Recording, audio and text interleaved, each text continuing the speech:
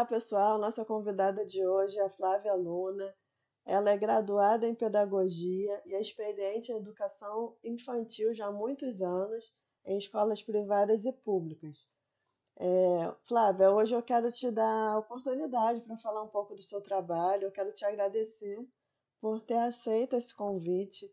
Eu tenho certeza que o seu compartilhamento sobre a sua experiência ao longo de todos esses anos na área de educação infantil vai contribuir muito para os jovens que estão avaliando a possibilidade de entrar nessa área, né? E fica à vontade, o espaço é seu. Eu gostaria de, para iniciar, que você se apresentasse, dissesse de onde você é, município, estado, e fala um pouco sobre a sua escolha profissional, por que que você decidiu ingressar na área de educação infantil. O espaço é seu. Obrigada, eu que agradeço essa oportunidade, né, de poder estar tirando algumas dúvidas, de repente, sobre essa área. É uma área do estudo da pedagogia e muita gente, às vezes, entra sem saber por que está entrando nisso aqui e quando chega lá dentro, descobre que não é nada disso. É como a Ju disse, meu nome é Flávia, eu sou de Campo Grande, Rio de Janeiro. Aí eu entrei na profissão de professora meio que de gaiato, né? Eu queria fazer, na época, há uns anos atrás, eu queria fazer muito informática, que era a profissão da moda. Uhum. Mas aí meus pais não tinham condição de pagar, não existia isso no público, né? Então, uma amiga minha falou, olha, tenta o Sara. E ali entrei no Sara e comecei a me apaixonei pela profissão, até porque eu sempre fui muito apaixonada por criança, né? Eu gosto muito dessa parte do desenvolvimento da criança, de observar, de contribuir. Então, eu acabei caindo mais para essa área, né? Já tive a oportunidade de sair, mas, na verdade, eu sou realmente apaixonada pela minha profissão, pelo que eu faço. Faço com muito amor, com muito carinho, com muito zelo também, porque eu acho que tudo que a gente tem que fazer, a gente deve fazer da melhor forma possível. Então, eu sou apaixonada pela minha profissão e eu não me imagino hoje fazendo outra coisa, a não ser ensinar, né? Desde os pequenos, que é hoje onde eu estou, até os maiores. Eu gosto mesmo de estar em sala de aula. Ah, que legal. Só uma observação, para quem não é de Campo Grande, né, talvez não conheça, não saiba que o Sara é o nome de um colégio, né? Ah, E, sim. e a nossa entrevista, ela também pode ser que outras pessoas de outros estados, né, tenham acesso. Então, o Sara, pessoal, é o nome de um colégio em Campo Grande, Zona Oeste do Rio de Janeiro, Sara Kubitschek, né? Que É é, Instituto de Educação Sara Kubitschek. isso. Ele é o ensino médio, né? Mas também tem a formação específica para educação infantil, não é isso? É para formação de professores. Professores de modo geral, né? Tudo. Uhum. Mais para frente a gente vai, então, tratar melhor sobre isso. Fala um pouco sobre o seu ensino médio, como foi, estudar no Sara, né? Acredito que, apesar de não ser, é, talvez não seja padrão, né, o ensino de forma geral no Brasil, relacionado à formação de professores, mas especificamente no Sara Kubitschek, assim, como foi a sua formação, a sua experiência? Na época você já trabalhava, você só estudava? Como foi esse momento e a questão de estágios? Então, quando eu entrei no Sara, eu já trabalhava como auxiliar de professora. Há muitos anos atrás, alguns anos atrás, não tantos assim, alguns anos atrás, essas escolas particulares menores, né, de bairro, elas contratavam adolescentes para trabalhar como auxiliares das professoras. Então, a gente cortava um papelzinho ali, ajudava a botar uma criancinha sentada, dava uma água, né, levava no banheiro quando era educação infantil que estava sendo desfraudado. Então, eu trabalhei antes com essa formação, com nesse lugar, né? Como auxiliar de professora. O nome era justamente esse mesmo. Era ajudante da professora. Então, eu trabalhei nessa escola e foi, inclusive, a dona dessa escola que me direcionou para fazer o normal. Então, na época, por falta de opção, como eu não tinha o que eu queria, que era a informática, eu acabei falando, vou fazer então qualquer coisa mesmo que aparecer, eu vou fazer. Vou fazer então para o Sara. Então, eu fiz a prova, mas eu peguei na época de um Sara todo renovado, né? Então, entrou muita gente e eu tive a oportunidade de estudar ali. Para mim, o Sara foi um divisor de águas. Eu tive a oportunidade de estagiar no próprio Sara, em outros colégios. Eu tive ótimos professores que foram bem claros sobre a profissão, sobre o que é ser professor. Eu pude entrar em sala de aula. Então, Sara, para mim, foi uma excelência, uma escolha maravilhosa, né? Porque eu me encontrei ali. Apesar de que hoje o Sara não trabalha só com formação de professores, ele trabalha tanto com ensino médio e quem quiser faz a formação. Na minha época não era assim. Quem entrava no Sara obrigatoriamente faria formação de professores, né? A gente perde um pouco porque no Sara, naquela época, eu tinha muitas matérias específicas, né? Que era conteúdo programático de matemática, conteúdo programático de ciências, de português. Então, eu não tive o ensino médio, como a gente naquela época chamava, era de científico. E hoje em dia, nem sei como é que se chama o ensino médio, né? Era o ensino médio que ensinava as matérias do ensino médio. Uhum. A gente não tinha naquela época do Sara. Mas foi um período muito bom para eu entender. Hoje já não faz tanta diferença você fazer o Sara ou não, porque se você quer ser concursado, né, o concurso estão dizendo que agora não vai mais abrir vaga para quem tem o ensino médio normal, mas sim para quem tem a faculdade. Então, aí eu não sei até onde isso é bom ou é ruim, porque eu acho que tudo que eu aprendi de educação, eu aprendi no Sara, porque lá minhas experiências foram realmente maiores. Entendi. Então quer dizer que existe a possibilidade de não haver mais a formação de professores no ensino médio. Eles vão exigir apenas se for licenciatura, né, na faculdade. Isso. Talvez exista, sim, a formação de professores para ensino médio, mas não para atuar como professor diretamente, né? Talvez como professor adjunto ou como auxiliar, né? Porque hoje, para você entrar numa escola grande, né, numa escola maior, você nunca entra como professor, a não ser que você tenha aí uma carta de recomendação ou um histórico maravilhoso de sendo professora em outras escolas. Você sempre entra como auxiliar. Você pegar essas escolas grandes, você vai entrar como auxiliar, você vai trabalhar um tempo como auxiliar, e depois, conforme você vai desenvolvendo o seu trabalho, você vai ser convidada a ser professora quando pintar uma vaga. Mas geralmente entra como auxiliar, como segunda professora. Entendi. Você falou aí a respeito da licenciatura, né? Isso é como se fosse uma fofoca de bastidores, ou tem alguma lei, alguma coisa realmente em andamento? Assim que você sabe a respeito disso. Então, eu fiz o concurso público de PAEI, né? Eu sou professora adjunta de educação infantil. Uma professora que vai auxiliar a professora da turma, que é a PEI. Uhum. E quando eu fiz o meu concurso de PAEI, o comentário era que seria o último concurso a nível médio, né? Então, todos os outros concursos seriam a nível de faculdade, a nível de graduação.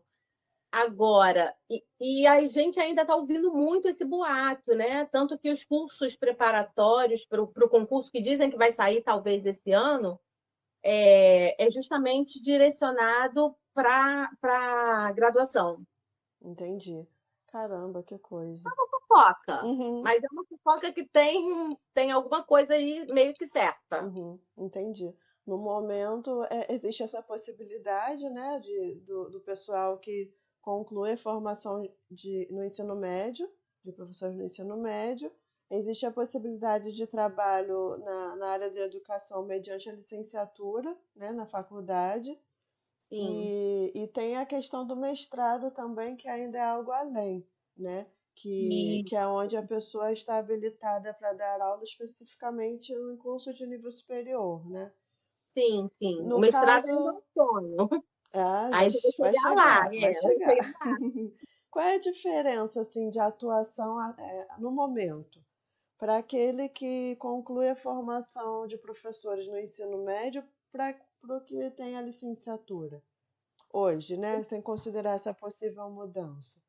Então, hoje, em termo técnico, você quer Isso. dizer? A graduação, ela vai trabalhar com você mais específico, mais a fundo, a parte teórica, né? Comportamento infantil, você vai trabalhar, além de você poder, se você fizer pedagogia, sua graduação foi em pedagogia, como a minha, eu posso trabalhar com filosofia, né? Eu posso trabalhar com formação de professores, eu posso trabalhar, dar aula no curso de formação de professores, na parte de didática, né? Parte específica da educação. Então, a graduação ela vai te levar para isso.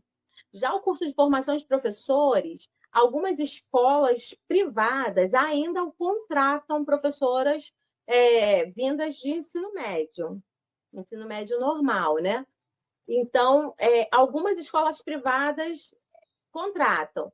Algumas contratam apenas para serem professores auxiliares. Então, vai depender muito. Está caindo assim um pouco aquela coisa do que só o normal servia, agora não. A maioria das escolas privadas também estão preferindo pessoas que tenham a graduação. E eu, particularmente, eu acho que a graduação em pedagogia, se a pessoa não fez o normal, não fez curso normal, ela não é muito completa. Né? Eu valorizo muito, eu falo que o Sara Kubitschek foi um divisor de águas para mim, justamente por isso. Porque ali eu aprendi toda a base, né? Como você vai trabalhar, e na faculdade, na graduação, completa. Então, acho que os dois se completam. O ideal é para quem quer ser professora, faça o normal, o colégio normal, e depois a graduação em pedagogia, porque vai se sentir completo. Uhum. E eu acho que a diferença está mais ou menos aí. No que você pode, aonde você pode atuar mesmo. Uhum. Mas o normal está basicamente trabalhando com auxiliares. Bacana. E no caso, aí você falou da graduação em pedagogia, né? Quais são as possibilidades de atuação da pedagogia? E quando a gente fala assim de licenciatura de disciplinas específicas, por exemplo, licenciatura de biologia, de ciências biológicas, né? Biologia, licenciatura de língua portuguesa, assim, de áreas específicas. Ali a possibilidade de trabalhar no ensino fundamental ou médio, né? No caso da formação do professor, ele fica limitado a seu auxiliar hoje, ou ele tem como ser o profissional principal ali, mas tem uma faixa etária específica para atuação? Sim, o curso de formação de professores, na minha época, eu tenho habilitação para trabalhar até o quinto ano, né? Quinto ano do ensino fundamental 1, que é o primeiro ensino fundamental. E o fundamental 2 eu não posso trabalhar com o curso de formação de professores de ensino médio. A graduação ela vai me dar a possibilidade de trabalhar com fundamental 2, nessa parte de filosofia, na parte. E para o ensino médio, ele vai me ajudar a trabalhar nessa parte de didática. Eu posso trabalhar também, tanto filosofia como didática, para curso de formação de professores, principalmente. Uhum. Então, ele te abre um leque maior, né? Da educação infantil, a graduação em pedagogia. Vai da educação infantil ao berçário, né? Até o ensino médio, se você. Até a faculdade mesmo, porque existem. A minha tutora mesmo era, quando ela começou, era graduada. Né? Agora ela já está partindo para o mestrado, mas ela era graduada e foi minha professora na faculdade. Então, Hum. você pode dar aula até para a faculdade. Ah, Depende tá. do seu desempenho, do seu estudo. Ah, entendi. Não é uma obrigatoriedade que para dar aula numa faculdade precise ter um mestrado, entendi. Não, Tá não. certo. Como é a atuação de um professor na educação infantil, assim, no dia a dia? Então, na rede privada, ela é bem diferente, a forma de trabalho é bem diferente da rede pública, né? A rede pública, ela tem como base interações e brincadeiras. Então, as crianças na rede pública, elas são estimuladas o tempo todo a trabalhar em grupo, a trabalhar com o outro, a se conhecer, conhecer o outro, saber olhar o mundo. Então, eles não são estimulados muito à escrita, não, eles têm que aprender a conviver e a brincar, que é o trabalho da criança, né? Brincar. Então, na rede pública, esse é o lema, né? Interações e brincadeiras. Já na rede privada, você encontra uma cobrança maior dos pais que estão ali pagando e querem que o filho saia da pré-escola lendo. Então, o professor ele trabalha com essa rotina de quando chegar na pré-escola, no pré-2, ele tem que sair lendo, né? Já vai para o primeiro ano lendo. Então, a criança perde um pouquinho a parte do interações e brincadeiras para poder estudar. O que eu também não acho tão ruim assim, né? Eu acho que dá tempo para os dois. Você não pode cortar demais um lado e nem abrir mão de mais o outro. Acho que se houvesse um meio termo, seria perfeito. Então, a gente vê crianças da educação infantil e pré-escola saindo de uma rede privada já lendo, e da rede pública ela sai preparada emocionalmente, elas sabem ler o mundo de outra maneira. Um sabe ler as letras e o outro sabe ler mais o mundo, né? Então, são duas características diferentes. É bem interessante. Eu trabalhei muito tempo na rede privada, né? E quando eu fui para o público, eu vi uma diferença muito grande entre os dois. Mas os dois têm seus lados bons. Eu acho que seria perfeito se eles se unissem, né? Se houvesse esse meio termo. Legal. E como foi a sua primeira experiência com estágio, no caso, na educação infantil? Sua primeira experiência com estágio. Então, como eu falei para você, eu comecei como auxiliar, né, de professora. Eu tinha 14 anos, né, quando eu comecei. E ainda com 14 anos, a professora da turma, ela tinha uma turma de 15 crianças. Ela teve um problema e uma certa segunda-feira, não foi. E eu assumi aquela turma sozinha. Depois veio uma pessoa que ficava comigo, mas eu comecei a ficar ali sozinha. Então, ali eu comecei a ter essa parte de experiência, né?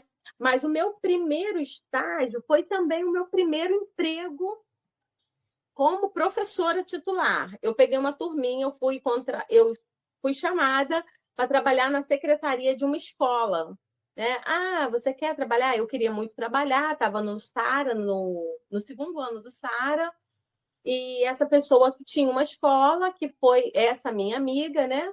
Ela falou: olha, eu vou abrir uma vaga aqui para uma secretária, eu preciso de uma secretária na escola, eu confio muito em você, eu gosto de estar com você, da sua companhia, então acho que você vai trabalhar bem. Falei, tá bom, aceitei.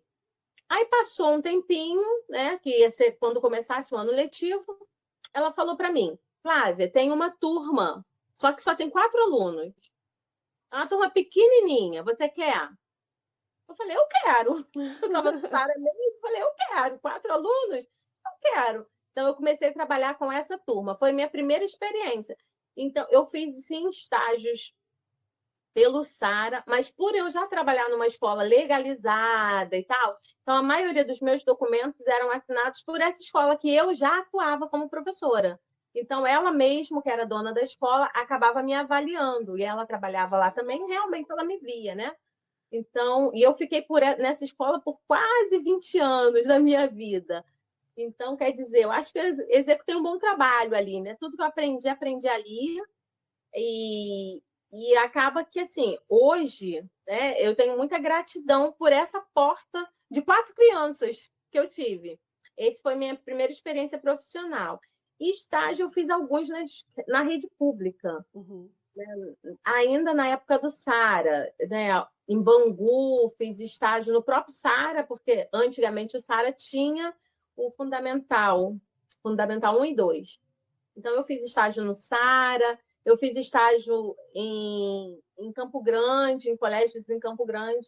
A gente fazia estágios tanto vendo, né? A gente via o professor e avaliava, né? Falava, explicava, fazia um relatório sobre o que você avaliou, era um dos primeiros estágios, e depois nós assumíamos junto com o professor, né, ajudávamos o professor num segundo momento, e no terceiro momento a gente dava aula, o professor dava um tema e você tinha que dar aula e ele te avaliava.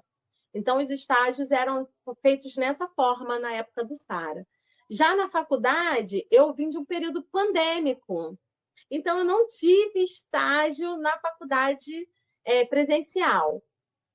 Mas, como também eu sou funcionária pública e trabalho numa instituição e atuo como professora, provavelmente quem iria me avaliar seria a professora com a qual eu trabalho. Uhum. Né? Mas as minhas colegas, ninguém fez estágio, a gente teve que fazer relatórios, porque as escolas estavam fechadas.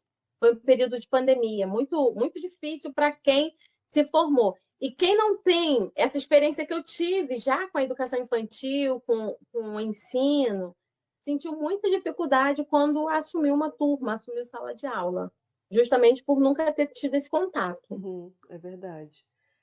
Com certeza tem uma grande diferença daquele que começa a fazer uma faculdade relacionada à área de educação e que tem essa experiência, né, esse primeiro contato com a educação, como você teve ali na base, né, do que aquele que já entra cru. Que entra cru sem essa experiência, sem esse contato, é muito diferente mesmo, com certeza. Na prática também pode ser que isso interfira bastante, né? Sim, sim. No caso, quais as possibilidades de atuação para um profissional da área de educação infantil, assim, enquanto formação de ensino médio, né? No momento, só existe essa possibilidade de atuação enquanto professor titular e o auxiliar, né? Não tem um campo de atuação maior, ele é Não. restrito. Não. Geralmente quem trabalha com educação infantil vai trabalhar nessas áreas ou como recreadora também. Vai trabalhar como recreadora até em escola mesmo, né? Fazendo atividades motoras com as crianças. Também tem essa possibilidade, sim. Mas é mais caro. Geralmente eles contratam professores de educação física para fazer isso. Mas eu já lidei com colegas que fizeram essas atividades de motricidade, psicomotricidade com crianças, né? Por terem alguma formação por fora. Uhum. Qual seria a diferença na prática da educação infantil no colégio público e no colégio privado, né? Então, na rede privada, a gente tem essa cobrança, né? Da criança sair lendo. Então, você trabalha com um planejamento diferenciado, um planejamento de que a criança vai sair lendo, vai formar um leitor de letras. Você vai ter uma criança que brinca menos e que tem a hora para estudar. Né? Então, a rede privada ela trabalha justamente com isso, né? Com essa cobrança. Já na rede pública, a criança trabalha com a parte de interações e brincadeiras, onde ela vai realmente saber lidar com as pessoas, eu, nós, o outro, né? Que está na nossa base curricular. Ele vai ler o mundo, né? Ele é preparado mais para ler o mundo. Então, como eu disse, vamos ter o leitor de letras, o leitor de mundos, e o ideal é que os dois trabalhem juntos. Existem escolas que conseguem, né, colocar os dois em união, mas a maioria trabalha mais, a escola privada ela trabalha mais com isso mesmo, com essa pressão, a criança é mais pressionada a sair de lá lendo, escrevendo alguma coisa. Isso é o que diferencia os dois. Na escola pública não existe essa obrigatoriedade dele ler, sabe? Não existe. Né? Os professores ensinam as letras, ensinam. A criança ler ou não é o despertar dela. Entendi. Que coisa, né? Duas visões totalmente diferentes, né? É. Visão Gente, bem diferente. Eu padeci bastante quando eu fui para a rede pública, justamente por isso, porque eu estava acostumada a criança sair do pré-2 já lendo frases, pequenos textos, né? E na rede pública não vejo isso. Você não alfabetiza a criança. Vamos dar uma família silábica. Você não trabalha com isso. É tudo sobre uma contextualização. Você vai falar, você não trabalha com datas comemorativas também na prefeitura, sabe? Você não trabalha, você não tem obrigatoriedade de datas comemorativas. A gente dá porque a criança gosta, acaba trazendo uma contextualização, né, para que ela possa fazer parte daquilo ali. Então, Páscoa, você não tem que falar de Páscoa, mas a criança está vendo Páscoa na TV, tá tendo. Então, você vai fazer o quê? Você vai trabalhar dentro do seu currículo, né? Dentro da sua disciplina, vai trabalhar alguma coisa em que a criança possa trazer a Páscoa para dentro da sala de aula. Então, você vai contar uma história sobre a Páscoa, vai fazer uma peça sobre a Páscoa, você vai falar sobre, fazer uma colagem sobre o que tem na loja. Então, as crianças vão trazendo a Páscoa, né? A criança é mais protagonista do que o próprio professor. Na rede pública, a gente trabalha dessa forma. A criança é a protagonista do seu ensino. Entendi. Eu tenho certeza que a sua formação em pedagogia, né, abriu a sua mente na atuação mesmo com a educação infantil, né? É lógico que eu sei que uma pessoa formada em pedagogia, ela tem um leque enorme de possibilidades de atuação. Mas eu digo assim, especificamente na sua atuação atual, né? Sem dúvida você hoje consegue enxergar de uma maneira diferente, né? Aquilo que você faz, a forma de você ver as crianças, a família. Como você poderia dizer assim, de que forma essa formação agregou valor à sua Então, atuação? eu sempre enxerguei a criança, né? Sempre não, no início, né? Eu enxergava a criança sempre como um recipiente vazio que eu ia enchendo com os conhecimentos e enchendo. Eu enxergava a criança dessa forma. Não só a pedagogia, mas os anos, né? Eu tenho uma outra formação antes da pedagogia, que também foi um divisor de águas, voltado também para a educação. E desde essa graduação, dessa outra graduação, eu enxergo hoje a criança como já um recipiente cheio, né? Que tanto eu coloco coisas ali, como elas também colocam coisas em mim, né? E a criança, ela tem esse poder de trazer, de repente, para a sala de aula o interesse dela. O professor ele precisa trabalhar com o interesse da criança. Eu não posso chegar e falar assim, eu acho que eu vou dar uma aula sobre isso, se não é interessante para a criança. Se eu quero falar sobre um assunto, a primeira coisa que eu preciso trazer é o interesse da criança para aquilo ali. Então, a criança ela vai aprender com muito mais prazer se ela gostar do que ela está aprendendo. Então, hoje eu entendo mais isso, né? Eu era muito tradicional, né? Vim de uma linhagem, é o que era também no meu tempo, né? Eu aprendi dessa forma, vindo de uma linhagem tradicional. Não vou dizer que o tradicional é ruim, não é. Para quem gosta, né? Eu gosto do tradicional, eu procurei colégios tradicionais para os meus filhos, porque eu gosto do método. Né? Mas hoje em dia, até o tradicional ele precisa ter um balanceado. Ele não pode ser extremamente tradicional. Vem, decora, quanto é? 2 vezes 2, 2 vezes 2. Hoje em dia não pode ser assim. Né? E na educação infantil, eu percebo que as crianças aprendem muito mais brincando do que fazendo. Lógico, brincadeiras dirigidas. O que eu não gosto é de criança solta, correndo e brincando sozinho o tempo todo. Apesar de eles terem esse momento, porque eles precisam, né? Mas as brincadeiras dirigidas, elas são muito importantes. E criança aprende brincando. Antes eu não via assim, achava que era uma folhinha. Toma, uma folhinha, cobre a borboleta, cobre isso, cobre aquilo, faz aquilo. E hoje em dia eu já vejo que não é assim. Existem atividades que você pode fazer divertidas, prazerosas, que vão atrair as crianças e elas vão sair dali fazendo. Agora, dá trabalho, não é todo mundo que gosta, não é todo mundo que quer fazer. Isso dá trabalho, é para quem gosta, é para quem quer, é para professor que se dedica. Né? Hoje em dia, eu até vejo assim, muitos professores dedicados, né, realizando coisas maravilhosas. Mas a gente também vê aqueles que não querem, né, que deixa solto. Então, é muito importante entender que a criança ela aprende brincando. A brincadeira é o trabalho dela, é o mundo dela. Então, quando a gente pensa em educação, a gente pensa justamente nisso. E criança aprende brincando. E isso eu fui aprendendo ao longo do tempo. E a faculdade, ela conseguiu abranger mais esse meu olhar.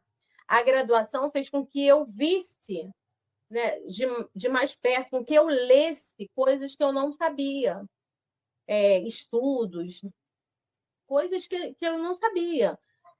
E então é importante a gente entender isso. A graduação ela vai abrir mais os seus horizontes, né, para coisas que você antes não pensava, para lados que você não via. Agora, depende de você, se você quer ou não. Ah, é trabalhoso. Ah, eu não tenho boas ideias. Eu falo que o Google está aí, tem ideia para quem quiser. Aham. Mas aí depende do professor, do profissional, né? Mas é basicamente isso. Hoje eu vejo a criança mais criança do que antes. Ah, que legal, que interessante. E no caso, além da pedagogia, que outras profissões você acha que seriam interessantes assim para uma pessoa que quer permanecer na educação infantil? Qualquer área dentro da educação, ou tem algo, você acha que tem algumas sejam mais, que agreguem mais valor, assim? Assim, para complementar, né, eu acredito que a psicopedagogia, inclusive é que eu estou fazendo uma pós agora, né, em psicopedagogia, porque hoje em dia a gente encontra na sala de aula, desde pequenos, a gente encontra muitas crianças que têm síndromes, que têm distúrbios, né? São os nossos autistas, são os nossos Downs, os de microcefalias. Então, a psicopedagogia vai ajudar a encontrar uma forma melhor de você lidar com essas crianças Uhum, que são tão inteligentes e têm um raciocínio diferente do nosso. Então, eu ingressei nessa psicopedagogia para poder agregar. Mas existe a psicopedagogia, a neuropsicopedagogia também, que é muito interessante, e a psicomotricidade, são todas pós-graduações que vêm agregar no ensino. E existe também para quem quiser letramento, né? Vai ajudar para quem gosta de trabalhar com pré-2, com pré-1, quem quiser aí imergir a criança nesse mundo das letras, né? E que vai ficar muito mais prazeroso. Então, são coisas que vão ajudar o professor dentro de sala de aula. Então, eu acho válido essas formações. uhum, legal. E sem ser graduação, né? Você falou do letramento, é um curso livre, é um curso técnico que agregue São pós, valor à né? educação infantil. Geralmente são pós-graduações. Letramento também.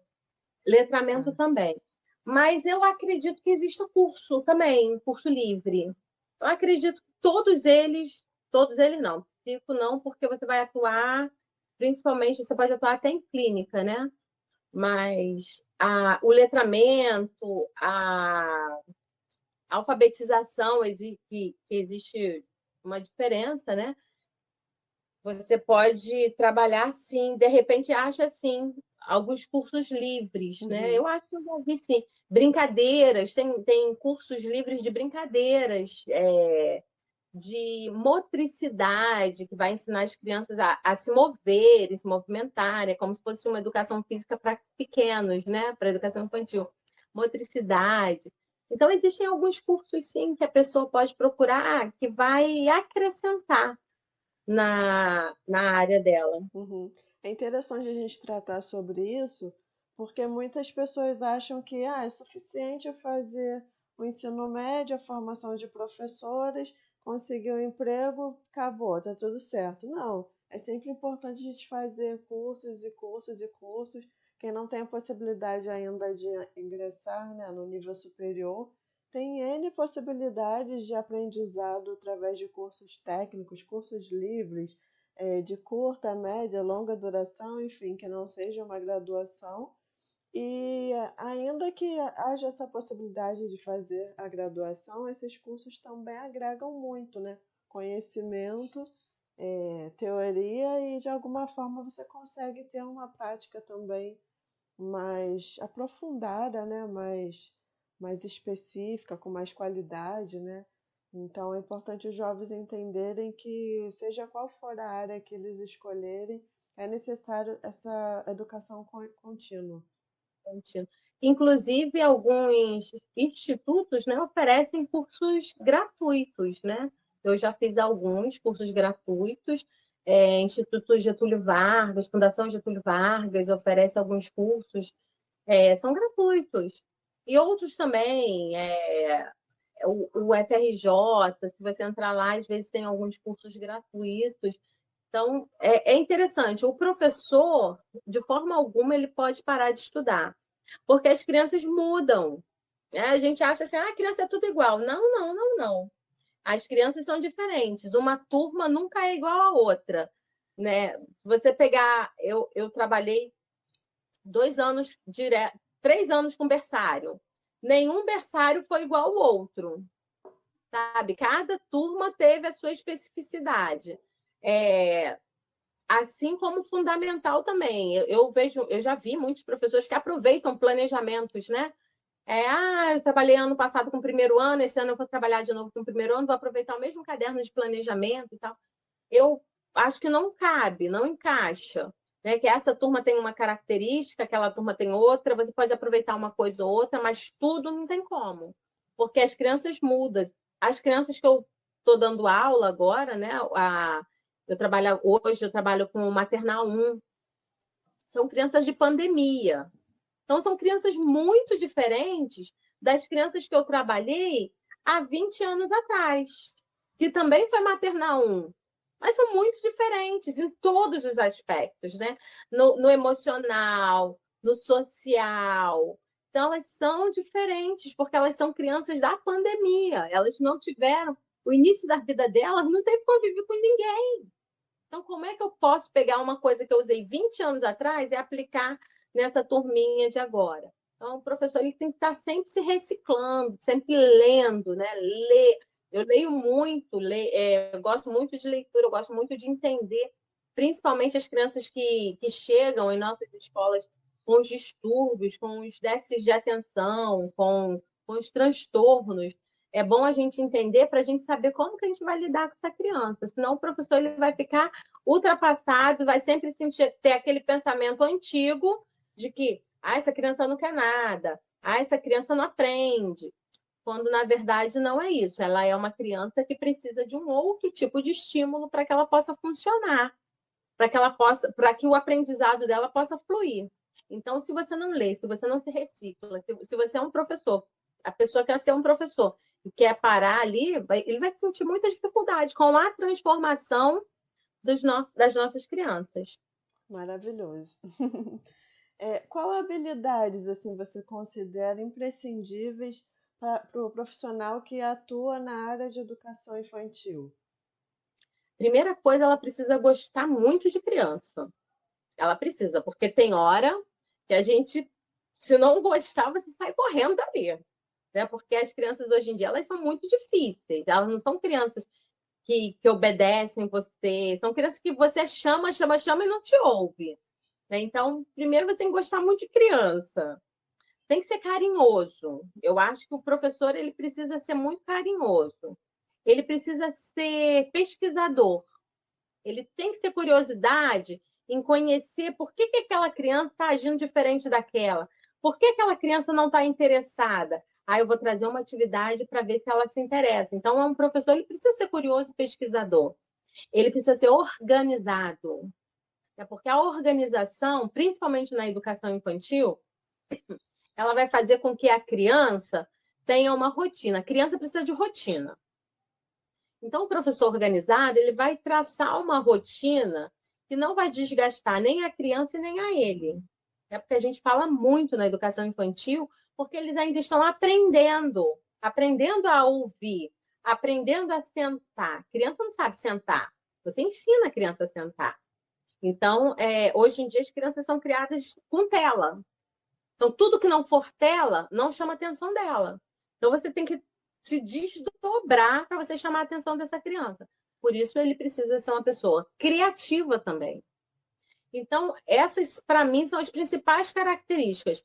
ser amoroso, carinhoso, amar o que faz, criativo, organizado, né? E eu acho que a parte do ser organizado talvez seja uma das mais difíceis, né? E ser uma pessoa que escuta. O professor ele precisa escutar a criança, mesmo que a criança não diga nada, mas ele precisa escutar o clamor daquela criança, né? Por que que aquela criança está agindo? Aquela criança não batia, agora bate. Por quê? O que será que está acontecendo? Ele precisa ter esse olhar atento, né? Um olhar atento, um olhar de interesse. Eu acho que são as principais características para trabalhar na área da educação infantil. Ah, interessante. E quais os aspectos positivos da área de educação infantil, assim, no seu ponto de vista? O carinho das crianças, né? Eu acho que, para mim, a reação deles, assim, é tudo. Eu tenho uma experiência, eu perdi um tio, né? Foi ano passado, foi no final do ano passado. Eu perdi um tio que eu amava muito, né? Amava demais meu tio, era como se fosse um segundo pai para mim. Uhum. E no dia que meu tio faleceu, eu falei: não vou ficar em casa, vou para a escola, vou trabalhar. Amanhã é o sepultamento, hoje eu vou trabalhar. Eu entrei na sala de aula, eu sentei no tatame, como eu sempre faço, todas as manhãs. Olha, vieram todos, eles sentiram que eu não estava bem, que eu estava triste. Eles me abraçavam, eles diziam eu te amo. E era berçário, tá? Mas era finalzinho do ano e já estavam bem espertinhos. E eles ficavam, te amo, toda hora. Olha, coisa que nunca tinha acontecido. Até as outras professoras acharam assim interessante o comportamento, que sem eu dizer uma palavra, eles conseguiram sentir aquilo que eu estava sentindo. Eles foram. Então, a criança, se você der uma oportunidade para ela, você vai ver como que uma criança é sensível. Então, esse carinho que eu recebo todos os dias dele, não tem coisa melhor, entendeu? Eu sinto falta. Quando chega as férias, eu sinto falta daquela rotina doida, porque é uma doideira. Ser professora é uma doideira. É coisa para louco, né? Eu vou no sacolão, eu pego as coisas, eu tô cheia de bolsa e pego as coisas e cai aqui, cai aqui. Gente, desculpa, eu sou professora.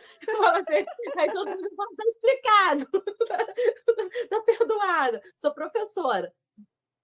Então, assim, a gente acaba ficando com a cabeça cheia, né? Mas é uma coisa assim, eu não sei se todas as professoras sentem isso, mas para mim é essa característica da criança de ser carinhosa, de ser amorosa, é a melhor coisa do mundo, sabe? Eu sempre fui aquela professora que até no fundamental, quando eu ensinava a ler no primeiro ano, no antigo CA, eu botava no meu colinho, né? Eu gostava, senta, você passa para a criança proteção, não é? Se você errar, eu vou brigar com você, não. Se você errar, a gente já está aqui para te amparar. Então, eu sempre fui dessas, né? Apesar de ser brigar, senta todo mundo, agora é hora de sentar. Quero ninguém em pé, baixa a cabeça. Tinha hora que era disso. Mas a maioria das vezes, quando eu estava ensinando, quando eu queria alguma coisa deles, e eu sabia que aquilo ali podia ser traumatizante, eu queria eles pertinho de mim para mostrar para eles o quanto amor eu tinha por eles e eu queria receber esse amor de volta. Então, assim, essa para mim é a melhor característica em se trabalhar com criança. É aquilo que você recebe em termo emocional. E geralmente a respeito do contrato de trabalho do professor, costuma ser de carteira assinada, contrato fixo, temporário, ou depende? No geral, assim, no que você percebe dos profissionais da área de educação infantil. O certo é carteira assinada, né? O professor ele precisa ter carteira assinada até para contar aí com a sua aposentadoria. Esse é o certo. Mas eu conheço muitos professores que trabalham por contrato. Trabalham por vou trabalhar esse ano, aí no outro ano renova. Eu mesmo já trabalhei assim várias vezes, né? Hoje em dia até me arrependo um pouco, porque assim, trabalhei muito sem carteira assinada e isso vai contar para minha aposentadoria nada. É como se eu não tivesse trabalhado. Uhum. Então, eu já trabalhei muito por contrato e o ideal é que fosse todo mundo de carteira assinada, porque é o certo, é o correto, é o que não vai trazer problema para ninguém. Então, o certo é a carteira assinada. Mas existe aqueles que fazem contrato, tem os temporários, né? Porque às vezes uma professora entra em licença e você sabe que você vai trabalhar ali só 6 meses, mas o certo é assinar 6 meses da carteira da pessoa. Mas tem muita gente que faz por contrato mesmo. Uhum, entendi. As atividades de um professor na área de educação infantil. Geralmente o professor ele está sentado, em pé, andando, um pouco de cada, como que é na Todas as prática? alternativas, em pé, andando, rolando, pulando, todas as alternativas, porque a gente tem um momento que a gente pula, que a gente brinca com eles, né? As musiquinhas que a gente canta e que precisa pular, e que precisa rolar, e que precisa deitar. Então, com eles a gente quase nunca está sentado. Mas Uhum, senta também um pouco. A gente tem aham, hora de sentar para todo mundo, senão ninguém é aguenta. verdade. Mas todas as alternativas é verdade esse bilhete. A jornada de trabalho de um profissional da área de educação infantil, ela é fixa ou variável? Ou seja, por exemplo, ele trabalha de segunda a sexta, de 9 às 17, ou, ou a dia sim, dia não, por escala. Tem alguma coisa assim, um perfil próprio ou depende da escola, depende da região? Então, depende, porque, por exemplo, quando eu fiz o meu concurso, a minha carga horária era 40 horas. Então, meu concurso é 40 horas semanais. Na rede privada, você trabalha por turno, né? Primeiro turno, segundo turno. Então, você vai trabalhar 4 horas, 4 horas e meia, na verdade, 4 horas e meia, uma semana, e, e a carga horária é menor, mas você recebe menos também. Então, você recebe pela carga horária. Se for concurso, vai depender do tempo do concurso. O concurso vai falar lá no edital qual é a carga horária que você vai prestar concurso. E no privado, geralmente é turno. Primeiro turno, segundo turno, tem muita gente que dobra. Então, vai depender da escola, vai depender do profissional, se ele é um profissional que vai dobrar ou não. Nem todo mundo consegue dobrar, porque às vezes não tem, né, quem fique com filho, então prefere trabalhar um turno só. Depende. Dentro da própria prefeitura, existem ainda as pessoas que são de 22 horas e meia, que são esses que seriam 4 horas e meia por dia. Então, esses profissionais aí trabalham só um turno, ou de eu sumi daqui. Tudo isso vai depender do que ele se propôs a fazer, do contrato que ele vai assinar com aquela escola. Uhum, entendi. Com relação à exposição a riscos, o professor ele se vê no meio. Deixa eu reformular a pergunta. O professor ele se vê exposto a riscos químicos, físicos e biológicos? E se sim, assim, se existe alguma forma de prevenção, alguma conduta adotada para a segurança do profissional e das crianças também? Não, químicos físicos não, biológicos sim. A gente está muito exposto a doenças, né? Agora está um andaço na rede da prefeitura que é pé, mão e boca, né? Que é uma doença infantil que, que faz umas feridinhas na mão, na boquinha da criança, na mãozinha e nos pés. Que a criança precisa ser afastada. E isso pega também na gente. Então, a criança que fica muito doente, gripado, a gente está sempre exposto a gripes e resfriados. A gente constantemente, um professor, ele vive gripado e resfriado. Eu, ano passado, peguei gastroenterite, né? Bacteriana ou viral, não Aham. sei. Caramba.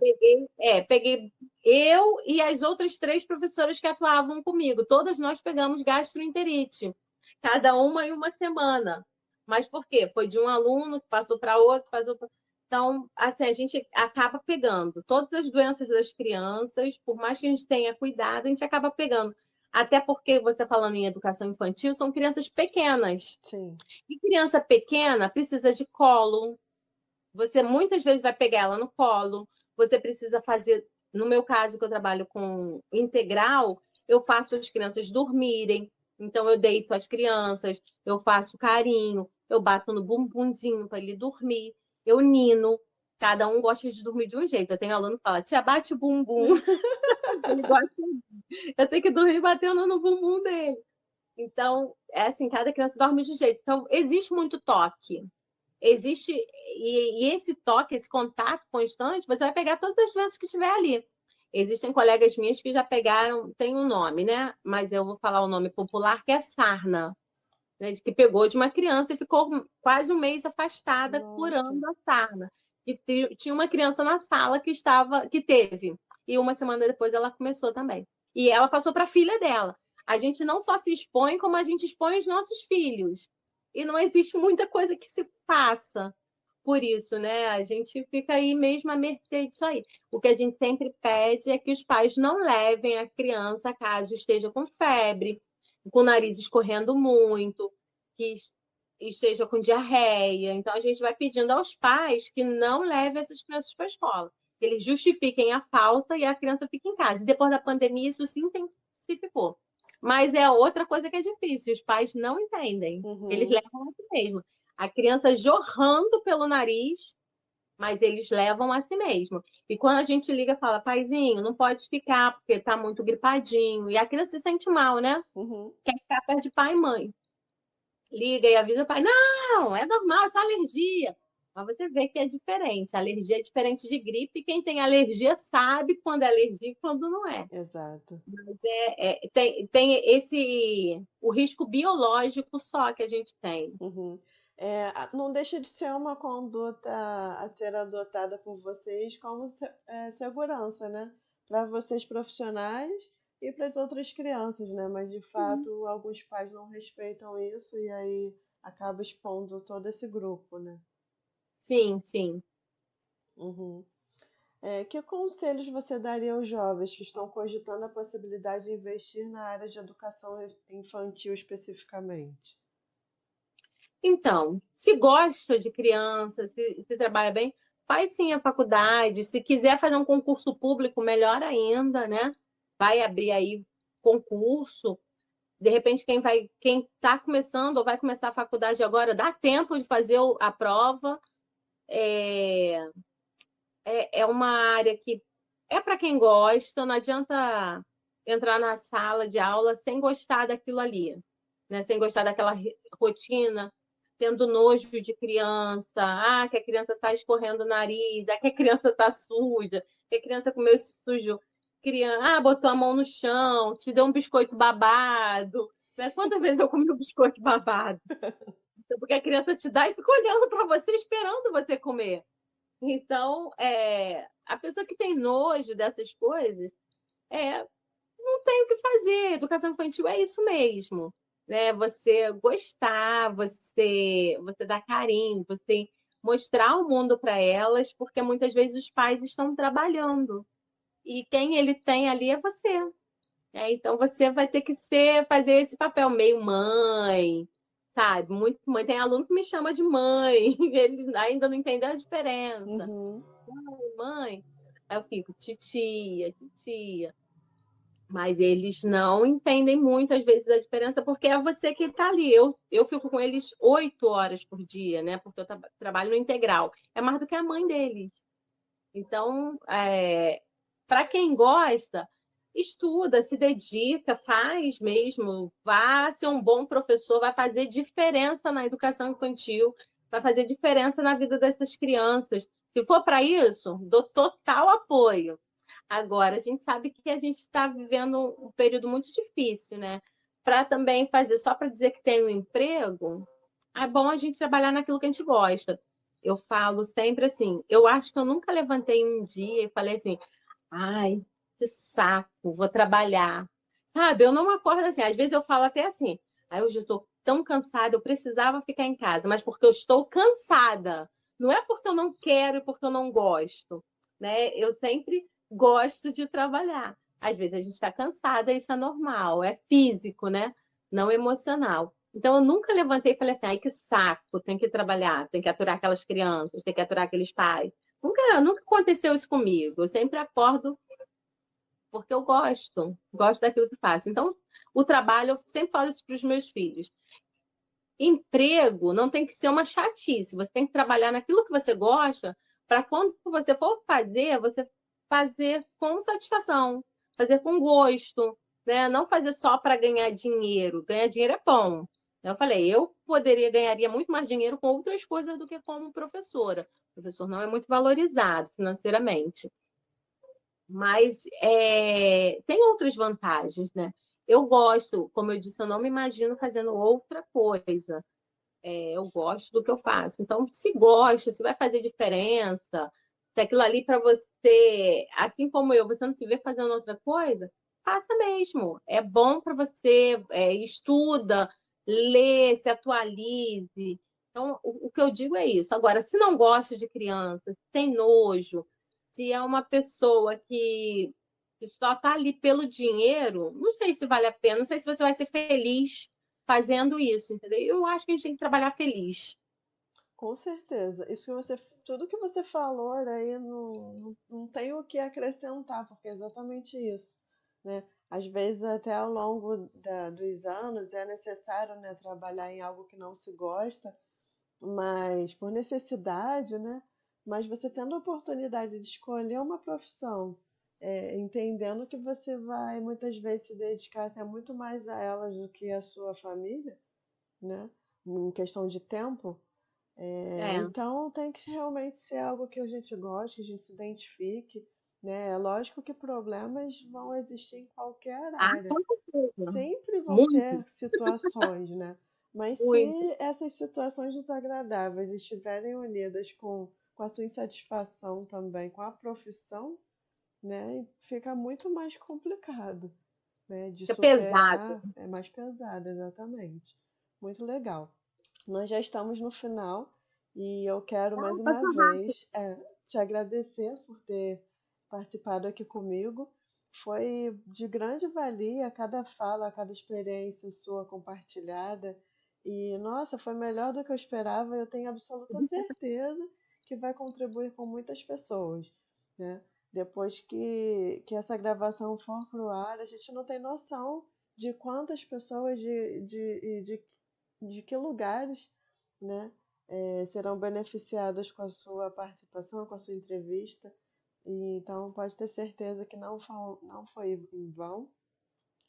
E muitas pessoas podem decidir, né, pela área de educação infantil ou podem mudar de ideia, né, porque de repente com a sua fala perceberam que não dá para mim, Não né, se então enquadram, né? isso, É, não vou investir mais nessa área. Mas aqueles que já tinham pretensão de investir, eu creio que se sentirão mais motivados ainda, porque as suas experiências são motivadoras, principalmente para quem gosta dessa área, né? Muito verdade. legal mesmo, estou muito feliz com esse bate-papo. E eu quero deixar a oportunidade para você dar umas considerações finais, e aí a gente encerra. Quero agradecer você por essa oportunidade, né, de falar um pouquinho sobre educação. Eu tenho formação também em educação musical, né? Sou graduada em música, em educação musical, e utilizo um pouco também dessa minha graduação com eles, né? Por isso que eu falei que sempre gosto de crianças. Então, é bom a gente poder falar para as pessoas, e a gente está precisando muito de pessoas que amam a educação, de pessoas que amam as crianças, de pessoas que querem mudar, querem um mundo melhor para nossas crianças, um futuro bom para eles. E para isso a gente tem que amar, e a gente tem que estudar, e a gente tem que se dedicar.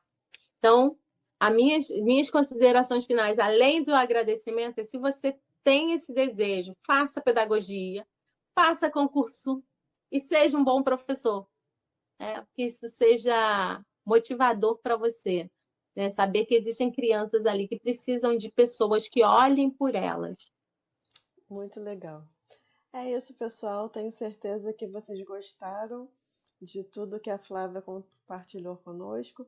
E é isso, façam uma decisão coerente com os propósitos que você tem para o seu futuro, tá bom? Então é isso, tchau, tchau.